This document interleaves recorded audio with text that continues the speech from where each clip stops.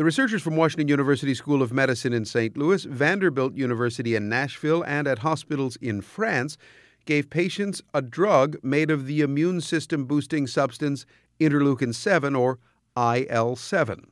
The study's senior investigator, Richard Hotchkiss, is an anesthesiologist and critical care specialist at Washington University School of Medicine and Barnes Jewish Hospital in St. Louis. Once we identified these patients in septic shock that we know have a high mortality, we treated them with interleukin-7.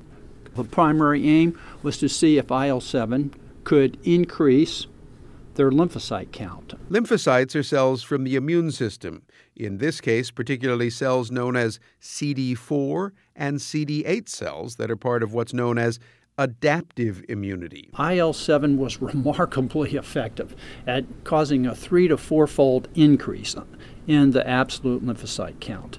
This is important because there are many studies that show that if you have a persistent low lymphocyte count in sepsis, you have a high mortality. Approximately 250,000 sepsis patients die every year in the United States. Some never make it out of the intensive care unit, but Hotchkiss says others have trouble later on. They used to only look at mortality with drugs at 30 days. What they found out that there's another additional 40% of patients that die between day 30 and day 90 of new secondary infections because their immune system is shot.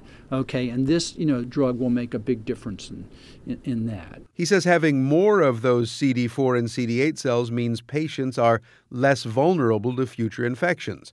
And Drew Walton, a staff scientist in the Hotchkiss lab, says this study was the first to show that it's possible to use a treatment and strengthen adaptive immunity in sepsis patients. The treatment tended to allow cells to be activated to a much greater extent than they were without the drug.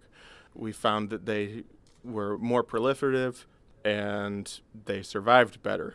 All of these things should help with patient survival. But Hotchkiss says because this study included only 27 patients, they haven't yet been able to demonstrate that treatment with IL-7 improves survival.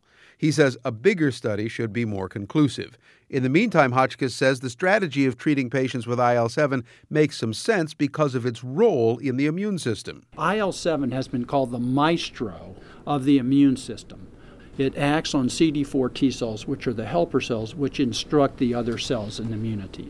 That's why it's so potentially important on immunity. Hotchkiss and his colleagues report their findings in the journal JCI Insight. I'm Jim Dryden.